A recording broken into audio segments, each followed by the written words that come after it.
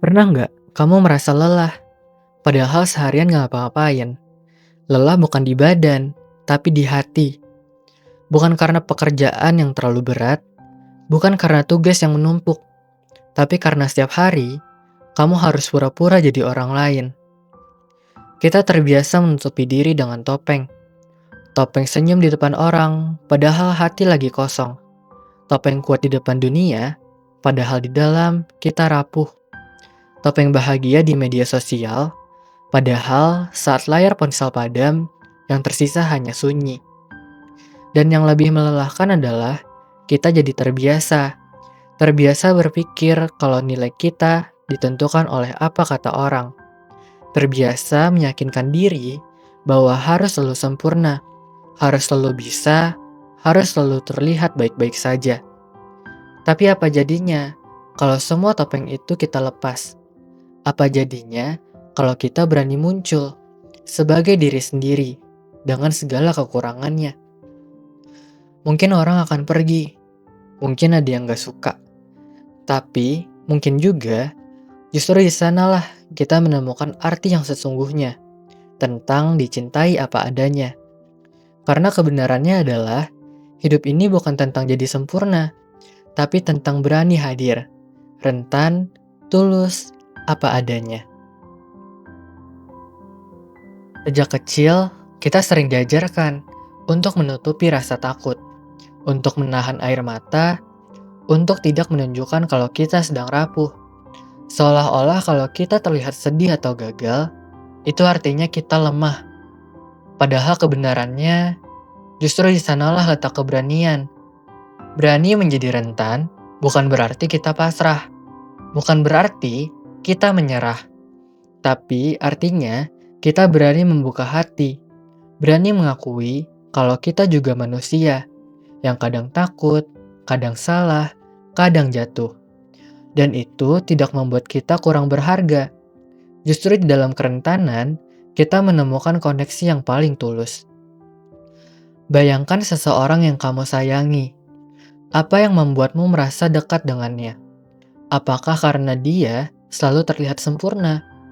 Atau karena dia pernah terbuka, pernah jujur tentang sakitnya, dan kamu bisa berkata, "Aku juga pernah merasa seperti itu." Kerentanan adalah jembatan. Jembatan yang menghubungkan hati kita dengan hati orang lain. Tanpa itu, hubungan hanyalah permukaan, penuh basa-basi dan kepura-puraan. Kerentanan bukanlah kelemahan, justru itu adalah ukuran keberanian terbesar kita. Dan mungkin, malam ini, kita bisa mulai bertanya pada diri sendiri, di mana aku selama ini menutup diri, dan beranikah aku untuk membuka sedikit ruang itu, untuk hadir apa adanya. Seringkali kita mengira kalau kita sempurna, baru orang lain bisa menerima kita. Makanya, kita mati-matian mengejar kesempurnaan. Nilai yang tinggi, tubuh yang ideal, karir yang stabil, hidup yang tampak indah di luar.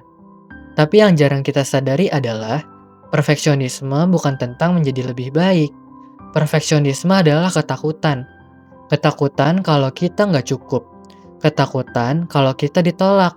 Ketakutan kalau kita dianggap gagal. Dan semakin kita berusaha sempurna, semakin kita menjauh dari diri sendiri.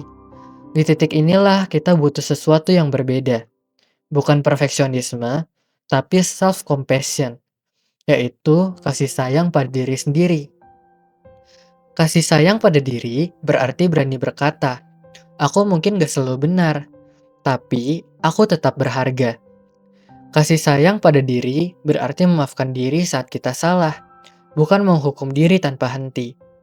Kasih sayang pada diri berarti beristirahat, bukan karena kita malas, tapi karena kita manusia.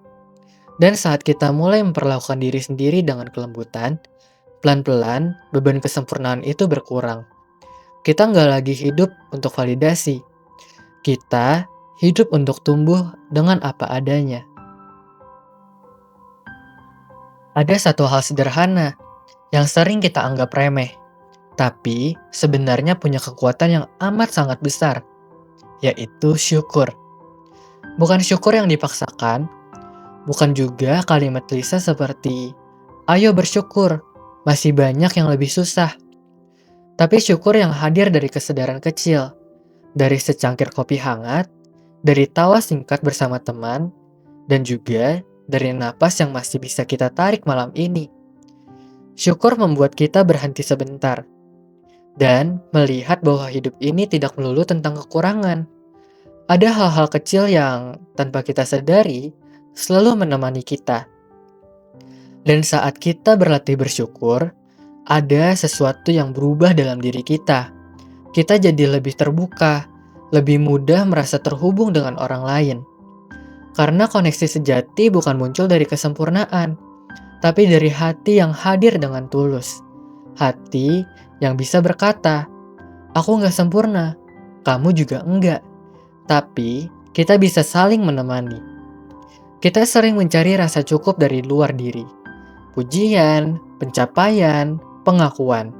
Padahal rasa cukup itu sering lahir justru dari momen sederhana saat kita benar-benar hadir dan mensyukuri apa adanya.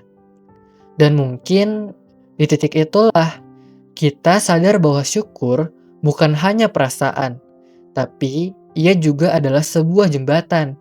Jembatan yang menghubungkan kita dengan hidup dan dengan orang-orang di sekitar kita. Seringkali hidup terasa penuh bayangan.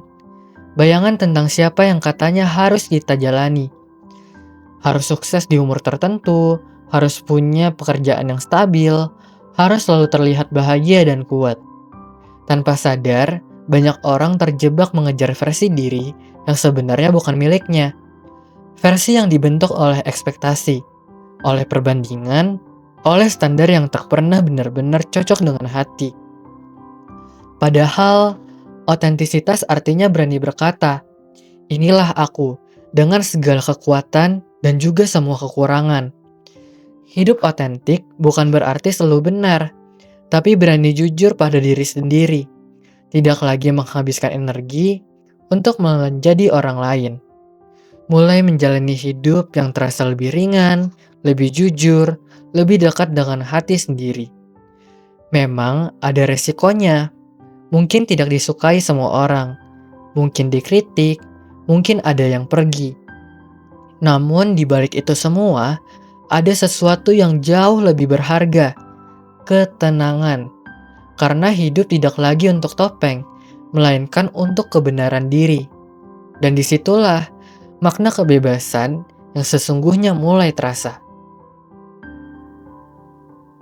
Hidup tidak pernah menuntut siapapun untuk sempurna. Yang sering menuntut hanyalah pikiran kita sendiri, atau suara-suara dari luar yang akhirnya kita percaya.